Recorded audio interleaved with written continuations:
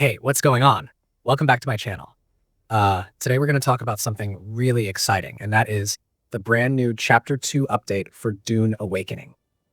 This is one of those moments where if you've been following the game since launch, or maybe you've stepped away for a bit and are curious about what's changed, you're going to want to stick around because this is a massive update, one of the biggest so far, and honestly, it feels like a turning point for the game. I want to walk you through everything that's been added, everything that's been improved, and some of the smaller details that could actually change the way you play. And don't worry, I'm going to keep this casual and conversational, just like we're hanging out and chatting about a game we both enjoy. So, Chapter 2 is officially here, and Funcom dropped it on September 9th, 2025, with patch 1.2, which is already a huge number because the patch notes are massive. The developers clearly put a lot of time into refining things people have been asking about since launch. But at the heart of this update is a brand new story arc called The Great Convention. If you remember where the last storyline left us, those missions like Find the Freeman and the Assassin's Handbook, this continues directly after. It feels like the narrative is starting to gain some real momentum now. You're not just doing scattered survival objectives anymore. Instead, the game is layering in deeper lore, more dynamic characters, and some brutal investigations that pull you into the political tension of Arrakis. What's cool is that this isn't just a new questline slapped on top of the old content. The world feels more reactive. When you walk into certain areas, you'll notice new encounters, new contract opportunities, and even some darker moments where you're piecing together murders that expand on the dangerous undercurrents in Dune society. Now, story is one thing, but customization is another area where Chapter 2 really shines. A big complaint from the community was always, man, once I set up my character, I kind of feel locked into it forever. Well, that's not the case anymore. The developers added character recustomizer rooms in both Arrakis City and Harco Village. And this isn't just a basic hairstyle swap, we're talking full-on recustomization options. There are 4 brand new hairstyles, 5 new tattoos, and the ability to mess around with color tints in ways you couldn't before. It's like they realized how important it is in a game like this to feel like your avatar actually reflects you, or at least the version of you that you want to roleplay, as in the world of Arrakis. And sure, it's not free. There's an in-game fee attached to using the recustomizer, but honestly, that feels fair because it fits into the economy of the game, rather than being some microtransaction thing. Plus, people who like role-playing guilds and making faction-themed characters are going to love this. I spent way too long in that room already, just trying out different looks. Speaking of character growth, let's talk about those archetype sets. This part is pretty awesome. They added advanced trainer contracts that reward you with exclusive archetype armor sets. If you're into the Mentat style, the Bene Gesserit, the Swordmasters, those vibes, they're now reflected in full armor sets that feel distinct. It's not just cosmetic either. You really feel like your choice of archetype is represented in how you look and how others see you. And here's a nice touch. If you've already completed some of these contracts before the update dropped, you get the sets retroactively. That's the kind of player respect I love to see. Nothing's worse than putting in all that effort only to feel like you missed out just because the content came later. Now let's shift into the quality of life improvements because these are honestly game-changing. First up, the removal of quicksand between the deep desert sectors. I cannot tell you how many times players have complained about how jarring those sector transitions were.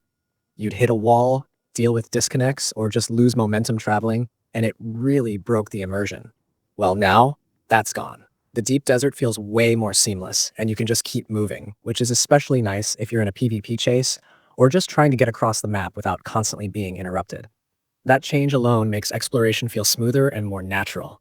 And they didn't stop there. They added an auto-run toggle. If you've played MMOs or other survival games, you know how clutch this is. Sometimes you don't want to be holding down W forever, especially if you're trekking across the desert. This works both on foot and when you're in vehicles, and I can already see myself you constantly during long travels. Vehicles in general got a ton of love in this update.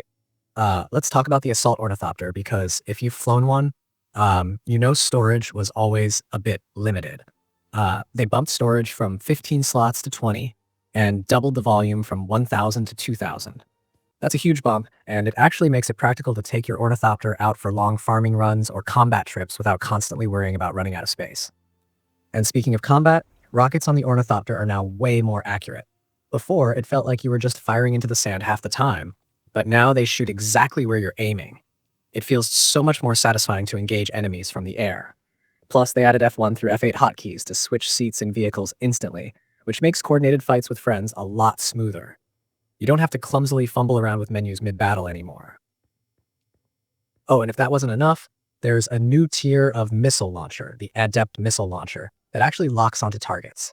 This is such a big quality of life improvement for new players who are still learning defense strategies. It makes early encounters a little less punishing and gives you a fighting chance when someone tries to ambush your base or vehicle. And here's one of my personal favorites. You can now rename your placeables, storage containers, and vehicles. Finally, base organization doesn't have to be a mess of chest 1, chest 2, chest 3.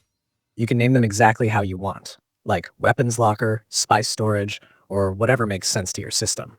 It sounds small, but honestly, it makes a huge difference when you've been playing for hours and just want to quickly find something without searching through a bunch of unlabeled crates. Deep desert PvP areas also got rebalanced, so loot containers and NPCs respawn in sync.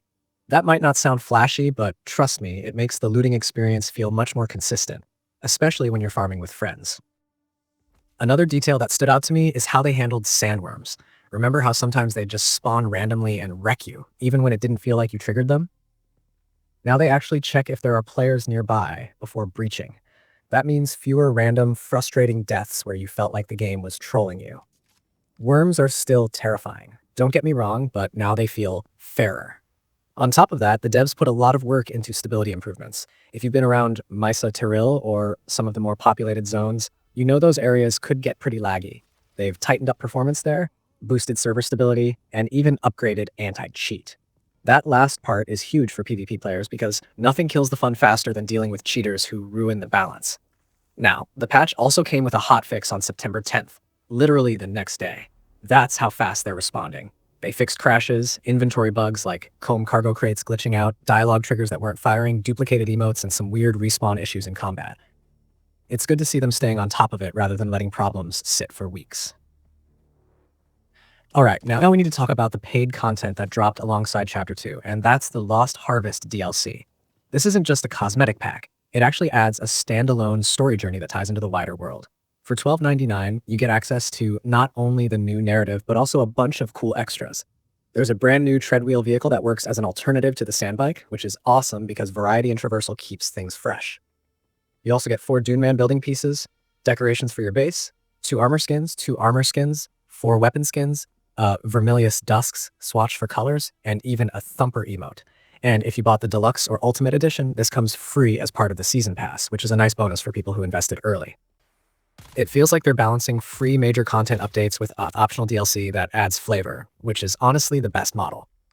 The free update makes sure nobody gets left behind, while the DLC is more like icing on the cake if you want that extra immersion. Of course, no update is complete without checking in on the community reaction.